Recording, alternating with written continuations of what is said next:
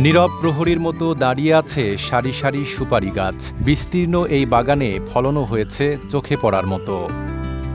কুড়িগ্রাম সদর উপজেলার বেলগাছা ইউনিয়নের ধনজয় গ্রাম। প্রায় ৭০ বছর আগে এই এলাকার মৃত বাবুল্লাহ প্রথম সুপারি গাছ রোপণ করেন। সেই ছোট উদ্যোগী এখন রূপ নিয়েছে বিশাল বাণিজ্যিক বাগানে। লাখ টাকা ইনকাম করতেছে এরা, মনে করেন বাপদাদার আমল থেকে বাগান। আমরা হয়তো আশেপাশে যারা আছি আমরা সবাই ওই সুপারির বাগান আমারও আছে কম বেশি, সবাই আমরা যারা আশেপাশে আছি সবাই এরকম লাভজনক মানে ফসল। এই সুপারির বাগানটা ফসল ভালো। সুপারি বাগানে ঢুকিয়ে আনাচে কোনাচে দেখি সুপারি গাছ ঠিক আছে কি না।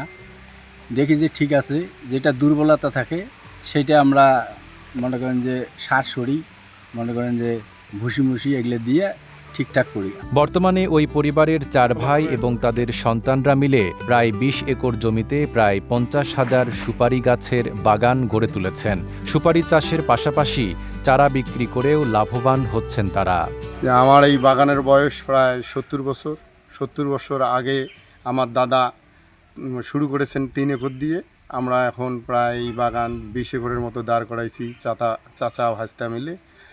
যে এই বাগান থেকে বাৎসরিক আমাদের ৮০ থেকে ৯০ লক্ষ টাকা সুপারি বিক্রি হয়। কম খরচে একটু আয় বেশি দেখা যায়, তখন আস্তে আস্তে বাবা এটা শুরু করলেন আর কি।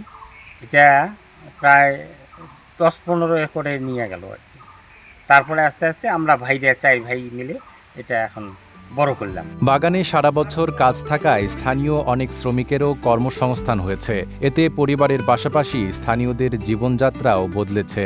এই কাজ করিয়ে আমার সংসার চলে, সংসারে চলিয়ে সবার লেখাপড়া সবার বিয়ে শাদির টাকা হাতে আমরা এই কাজ করিয়ে আমরা দিই।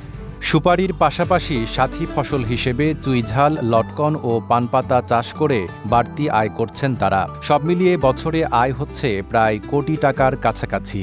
এদিকে কৃষি বিভাগ বলছে কুড়িগ্রাম জেলায় সুপারি চাষ দ্রুত বাড়ছে। কম খরচে বেশি লাভ হওয়ায় কৃষকেরা এ চাষে ঝুঁকছেন। অল্প খরচে কম পরিশ্রমে এবং অল্প সময়ে সুপারি চাষাবাদ করা যায় বিধায় কৃষকরা সুপারি চাষের দিকে ঝুঁকে পড়ছে।